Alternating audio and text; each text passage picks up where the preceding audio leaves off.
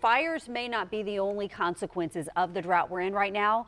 The other, termites. The city manager of Waycross shared that they've received a spike in reports of termite swarms this week. Zach Wilcox is live tonight outside Waycross City Hall. And Zach, I know you had a chance to ask some exterminators about this issue.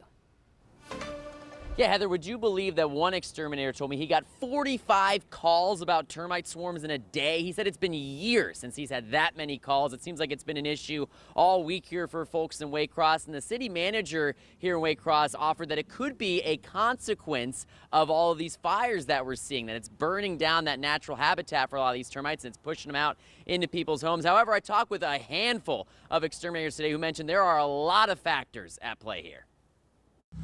Out of town, in houses, just out in the yard. Josh Corbett with No Mo Bugs says termites have been simply everywhere around Waycross this week, and calls have taken them all over town. We call it termite season, and they swarm out once a year, and we get all the calls. Everybody comes home and finds them and kind of panics. The city manager of Waycross shared an alert for people about the increase in termites, attributing it to the fires around southeast Georgia, saying, quote, "When that habitat is disrupted, termites are forced to relocate, and that often brings them closer to homes and structures." Corbett shared the fire and the termite activity were likely caused by the same thing, the drought. They've been sitting there waiting on it, and this is the first week we've had rain in probably 2 months. Another exterminator told me the termite activity we've seen this week would have normally been spread out over a few weeks, if not months, if not for the drought. He explained termites need 3 key factors to swarm. Number 1, humidity. They're extremely water dependent and can only survive out of the soil for a few hours without water.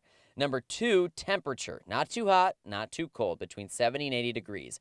And number 3, not too windy. Too much wind makes it difficult to mate in the air. It's just all about the time of year and the weather, basically. Regardless of the cause of the termite frenzy, the Waycross city manager recommends for folks to pull debris and mulch away from their home's foundation, check crawl spaces and walls regularly, and reach out to a professional if you notice signs before the silent destroyers have their way with your home. If they swarm out inside or somebody sees them swarm out outside in the yard somewhere, I would suggest an inspection at the least.